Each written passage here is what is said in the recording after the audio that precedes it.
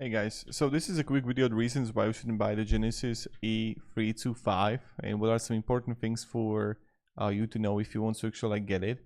So first thing first, you got like great heat distribution, so that's good. You got like great sear zone, great BTU power, probable burner system, heavy duty cast iron gates, so like plenty of positive things, great cooking space, great storage cabinet here.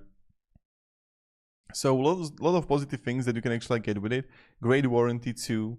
So like a lot of pros, but you don't have a side burner. So E325, you don't have any side burner.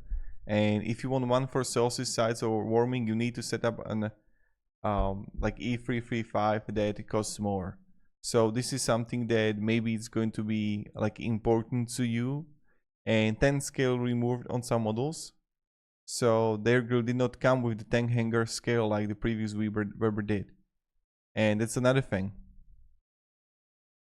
So of course, like assembly takes time. They also you're gonna have a higher price point, so to be aware of. And you don't have a roti series, so you have like more to complete the grill to actually like buy these accessories if you need them, of course. And it's like a price creep there. And also it's kind of like huge, so full size grill. If you have a tiny balcony, limited deck space, the Spirit line might be more appropriate.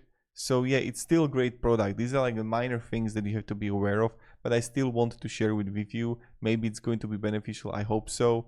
So thank you very much guys for watching, and have a great day and goodbye.